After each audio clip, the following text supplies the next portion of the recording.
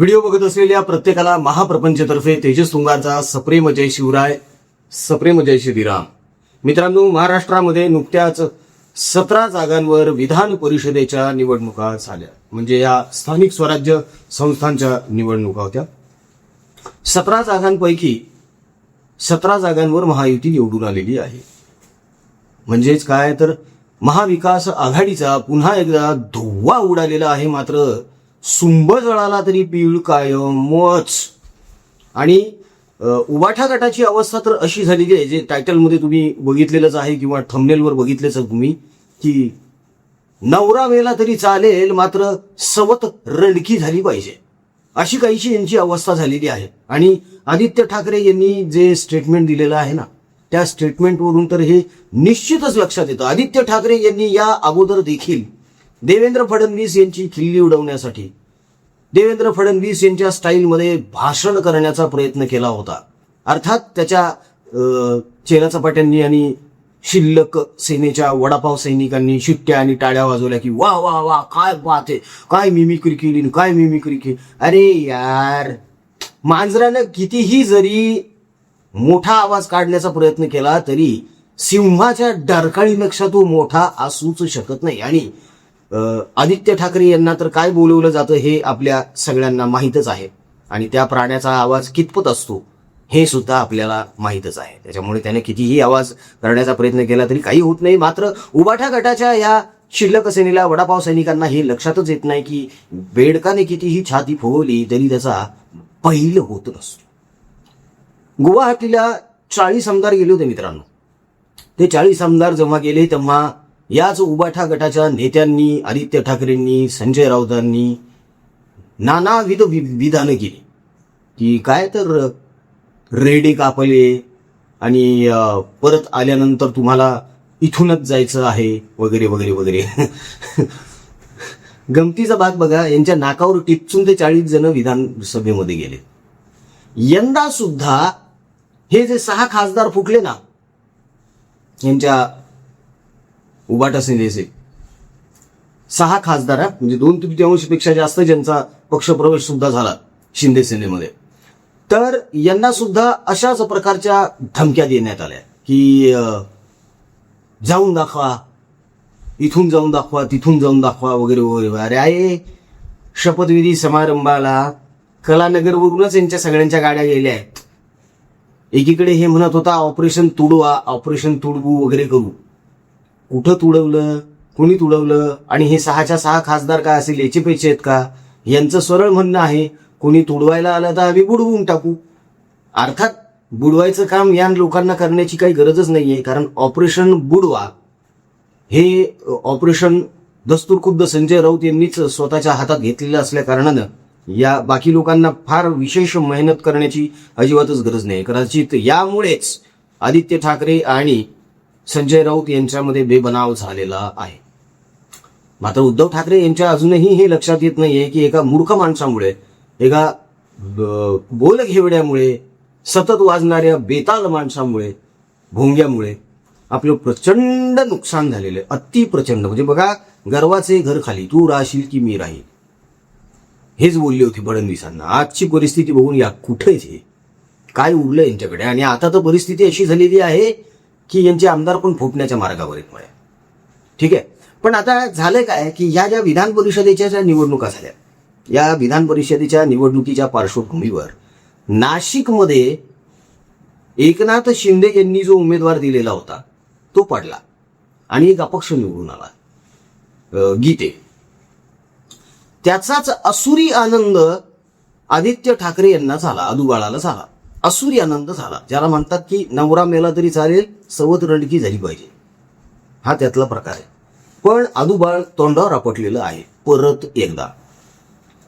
सगळा प्रकार नेमका काय आहे, काय नेमकं घडलेलं आहे, यांचं आता भविष्य काय असणार आहे ते तर आपण बघणारच आहोत.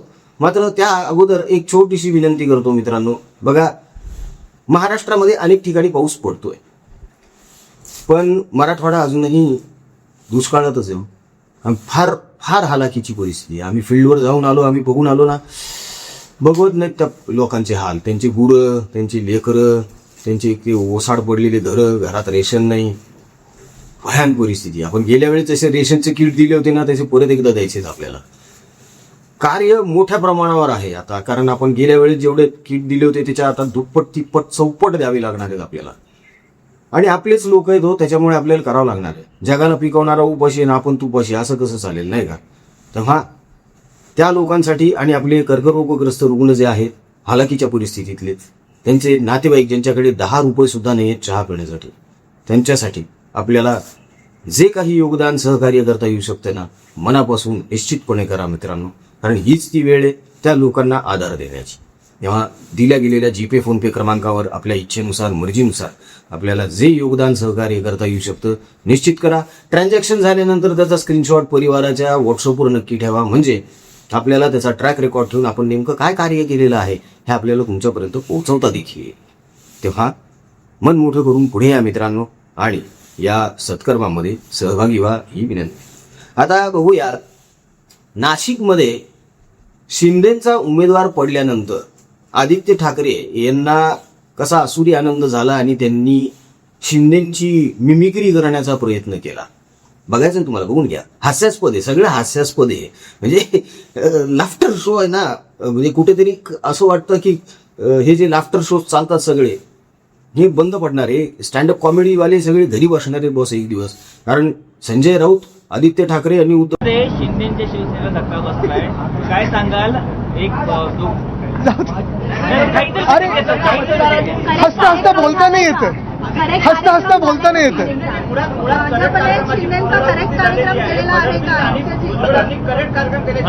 अरे ये तो सिर्फ ट्रेलर है, अरे ये तो सिर्फ ट्रेलर है. आपला अतिशहाणपणा दाखवण्याची ही आदित्य ठाकरे यांची जी पद्धत होती ही अत्यंत हास्यास्पद आहे.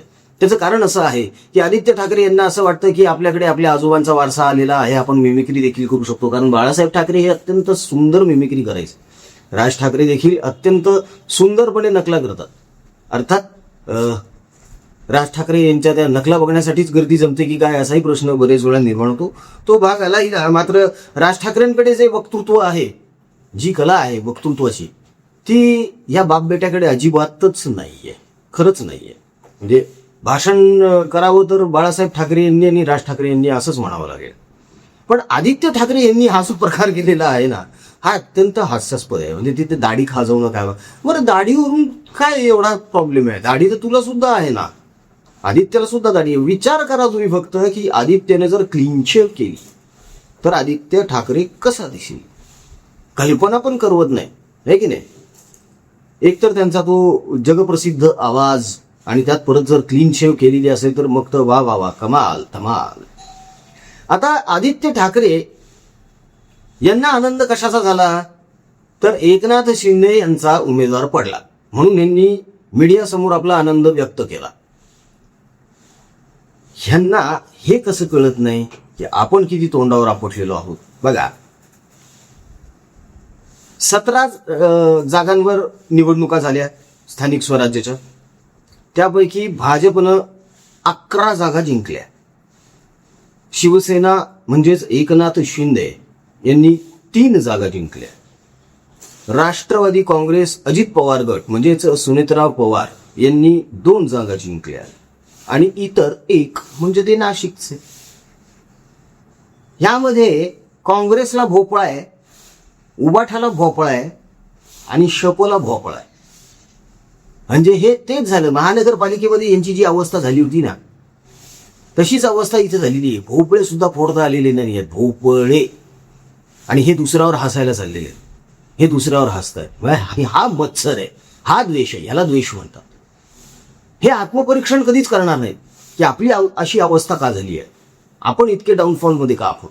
ह्याचा यांना काहीही फरक पडत नाही. किंबहुना थोडाफार फरक शप गटाला पडतो. शरद पवार साहेब विचारही करतात, त्यानुसार ते बांधणी करायला सुद्धा बाहेर पडलेले आहेत असं ऐकिवात आहे.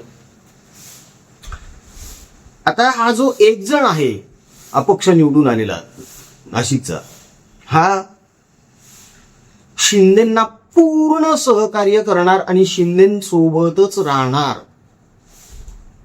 असं बोललाय. मीडियामध्ये येऊन यांनी असं जाहीर केलेलं आहे गीतेंनी स्वतः. आता बोला, कोण तोंडावर पडलं? आता कोणावर हसायचं? म्हणजे आता आदित्यनं आरशात बघायचं आणि स्वतःवर हसायचं, अशातला हा भाग झाला नाही का? आता ह्या सगळ्या पार्श्वभूमीवर ही जी दाणादाण झाली आहे यांच्या पक्षाची, यांच्या गटाची, यांच्या टोळीची, ही टोळी म्हणूया आपण, ही टोळी आहे, वाटाघट ही आता टोळी झाली आहे, टोळी. तर ही जी टोळी आहे, ह्या टोळीची अजून वाताहत होणार आहे. कारण आता आमदार पण फुटतायत म्हणे. 14 आमदारांनी कॉन्टॅक्ट देखील केलेला आहे शिंदेंना. हे येऊन जाऊन भाजपवर खापर फोडतात. ही दुसऱ्याची पोरं कोळवतायत, स्वतःची पोरं काढाना, स्वतःच्या पोरांना मोठं कराना, आमचे दुसऱ्याच्या मांडीवरचे पोरं स्वतःच्या मांडीवर कशाला घेऊ लागले वगैरे वगैरे वगैरे. अरे तुम्हाला तुमच्या पोराला मांडीवर व्यवस्थित निजवता सुद्धा येत नाही, त्याला खेळवता पण येत नाही, त्याला आधार देता येत नाही, धीर देता येत नाही, म्हणून त्याला दुसरी मांडी शोधलेली आहे. एवढं सुद्धा तुमच्या लक्षात येऊ नये. एक वेळ आपण असं मान्य करूया की चला, पहिल्या वेळी जे झालं 40 जणांचं फ्लूक मध्ये झालं असं म्हणू आपण. असं कसं फ्लूक मध्ये झालं? शीतल म्हात्रे ह्या त्या 40 जणांवर काय काय बोललेले आहेत, काय तो दांडा, काय ते टिंब टिंब, बरोबर आहे. त्याच शीतल म्हात्रे नंतर शिंदे सेनेत. ज्यांनी ज्यांनी उबाठा गटावाल्यांनी शिंदेंवर टीका केली, अर्ध्यापेक्षा अधिक लोक आज शिंदे सेनेत आहेत. याचं यांनी आत्मपरीक्षण करायला नको का? पण हे करणार नाहीत, अजिबातच करणार नाही. आणि आता तर आमदार फुटी होणार आहे. आमदार फुटी झाल्यानंतर काय? उद्धव ठाकरे म्हणतात की आज माझा नाही. बरं ठीक आहे, आज माझा नाही, उद्या कोला घ्या, पेप्सी घ्या, मिरिंडा घ्या, कारण तेच घ्यायचंय आता. कारण तुमचा दिवस येणं आता खूप दुरापास्त झालेलं आहे, अवघड झालेलं आहे. आणि हे केवळ तुमच्या मुलाच्या, तुमच्या आणि तुमच्या त्या घरगड्याच्या बोलघेवडेपणामुळे झालेलं आहे. ही सतत येऊन जाऊन टीकास्त्र सोडणे, गद्दार खोके करत राहणे, याला काही अर्थ नसतो. हे या लोकांनी आता या 6 जणांना सुद्धा सांगितलंय, खासदारांना, बघूया कसे तुम्ही निवडून येता तुमच्या मतदारसंघातून.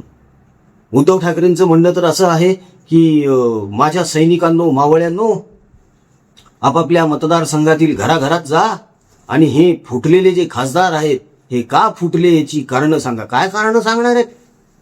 काय कारणं सांगणार आहेत?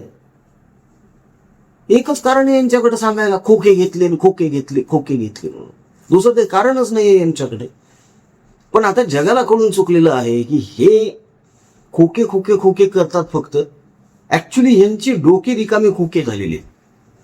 उद्धव ठाकरे यांचं म्हणणं असं आहे की आता मी 26 ते 30 जून पुनर्बांधणीसाठी महाराष्ट्र दौरा करणार आहे. या अगोदर सुद्धा त्यांनी अनेकदा महाराष्ट्र दौरे जाहीर केलेले आहेत, मात्र पूर्ण कधीही केलेले नाही. या अगोदर सुद्धा कोकण दौरा जाहीर केला होता. कोकण दौरा जाहीर करून उद्धव ठाकरे कुठपर्यंत पोहोचले माहिती आहे तुम्हाला? पनवेल. आता पनवेल कोकणात येतं का? अजिबातच नाही. मग कोकण दौरा कशामुळे म्हणायचं या गोष्टीला? आणि आता हे म्हणतात मी महाराष्ट्र दौरा करणार, म्हणजे कदाचित हे कलानगरवरून फार फार तर दादरपर्यंत जातील भावाला भेटायला, राज ठाकरेंना. या पलीकडे काहीही नाही.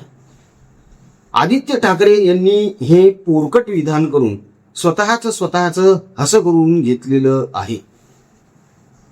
आणि हेच सातत्याने आदित्य ठाकरे करत आलेले आहेत. आणि म्हणूनच कदाचित त्यांना महाराष्ट्रातला पप्पू देखील म्हणायला सुरुवात झालेली आहे. या अगोदर त्यांना पेंग्विन म्हटलं जात होतं, मात्र आता त्यांना पप्पू नंबर 2 म्हटलं जातं. आता पप्पू नंबर 1 कोण आहे? कमेंटमध्ये तुम्ही सांगा. मित्रांनो, एकंदर या दोघांची ही जी टीका आहे, यांचे हे जे वागणे बेताल, हे तुम्हाला तरी पटतंय का हो? विचार करा तुम्ही. या 6 खासदारांबद्दलच यांचं आधी काय मत होतं की किती गोड आहेत, किती चांगले आहेत, ती सगळी माझे जीवाभावाचे आहेत वगैरे वगैरे वगैरे. जशी कुणकुण लागली तसे यांनी काय काय बोलायला सुरुवात केली, शिव्या द्यायला सुरुवात केली, घाण बोलायला सुरुवात केली या लोकांबद्दल. आणि कोण ऐकून घेईल हो? उद्धव ठाकरे एकदा बोललेले होते ना, आईचं दूध विकायला बाजारात चालला आहात म्हणून. ही असली भाषा असते का एखाद्या राजकारण्याची? अशानं कार्यकर्ते किंवा नेते जपले जातात का? अजिबातच नाही. मात्र हे यांच्या लक्षात अजिबात येत नाही. त्याचं कारण असं आहे की यांना असं वाटतं की बाळासाहेब ठाकरे यांची जी लिगसी आहे ती लिगसी यांना वर्षानुवर्ष स्थिरस्थावर ठेवली आणि वर्षानुवर्ष यांना पार करत जाईल. मात्र असं होणं अजिबातच शक्य नाहीये. कारण लोकांच्या आता लक्षात आलंय आणि लोकांना कळून चुकलेलं आहे की हे आपल्यासाठी काहीच करू शकत नाही. त्यामुळे लोकांनी यांना स्वतःहून दूर ढकललेलं आहे. या विधान परिषदांच्या निकालांवरून सुद्धा तेच लक्षात आलेले आहे. आता हे म्हणतात की घोडे बाजार झाला. अरे तुम्ही पण करायचा ना बाजार. तुम्ही तर एवढे महानगरपालिकेचे 25 वर्ष घोडेच लावले ना. मग त्याच्यातून जे आले होते पैसे त्याच्यातून तुम्ही बाजार करायचा असता. तुम्हाला कोणी अडवलेलं होतं? सतत दुसऱ्याच्या नावानं रडत बसण्यात काय अर्थ आहे? कधीतरी स्वतःची मर्दुमकी दाखवायला पाहिजे ना. पण नाही दाखवणारे लोक. कारण ही लेना बँक आहे, देना बँक नाही आहे. आणि हेच सत्य आहे मित्रांनो. त्यामुळे इथून पुढे देखील यांची आणखी वाताहत होण्याची दाट शक्यता आहे. फक्त एवढंच बघायचं आहे की कधी होते आणि किती लवकर होते ते. तेव्हा बघूया काळ ह्या प्रश्नाचं उत्तर आता कसं देत होते. व्हिडिओ आवडला असेल तर व्हिडिओला लाईक करा, कमेंट करा, शेअर नक्की करा. जाता जाता परत एकदा छोटीशी विनंती आहे. दुष्काळग्रस्त परिस्थितीत असलेले आपले शेतकरी बांधव, त्यांचं कुटुंब, त्यांचे लेकरं गुरं, त्यांचं चारा पाणी, औषध पाणी, घरातले काही वृद्ध माता पिता आहेत ज्यांना औषधोपचारांची गरज आहे. पैशांअभावी काही गोष्टी त्यांच्याकडूनही शक्य होत नाही. त्याचप्रमाणे आपले जे हालाकीच्या परिस्थितीतले कर्करोगग्रस्त रुग्ण आहेत आणि त्यांचे जे नातेवाईक आहेत ज्यांच्याकडे 10 रुपये पण नसतात जेवण करण्यासाठी किंवा चहा पिण्यासाठी, अशांना आपण सातत्याने मदत करत आलेलो आहोत. यंदा आपल्याला सामानाचे किट्स वाटायचे आहेत मित्रांनो मोठ्या प्रमाणावर. तेव्हा जास्तीत जास्त प्रमाणामध्ये या सत्कर्मामध्ये, या सत्कर्मामध्ये सहभाग नोंदवा, सहकार्य करा, आशीर्वाद द्या, पाठिंबा द्या. कारण माणुसकी हाच धर्म आपल्याला जपायचा आहे. आपण देना बँक आहोत, लेना बँक नाही. आपण देणार सहकारी आणि घेणार फक्त कर्म, आपलं पुण्य. That's it. तेव्हा जीपे, फोनपे क्रमांक तुमच्याकडे आहेत मित्रांनो. आपल्या इच्छेनुसार, मर्जीनुसार आपल्याला जे योगदान देता येऊ शकतं निश्चित द्या. ट्रान्झॅक्शनचा स्क्रीनशॉट व्हॉट्सअपवर नक्की ठेवा. म्हणजे त्याचं रेकॉर्ड ठेवून आपण नेमकं काय काम करतोय, काय कार्य करतोय हे तुमच्यापर्यंत पण आम्हाला पोहोचवता येईल. तेव्हा जास्तीत जास्त प्रमाणावर सहकार्य करा ही विनंती. व्हिडिओ आवडला असेल तर लाईक करा, कमेंट करा, शेअर करा, चॅनलला सबस्क्राईब करा. जय हिंद, जय महाराष्ट्र, वंदे मातरम.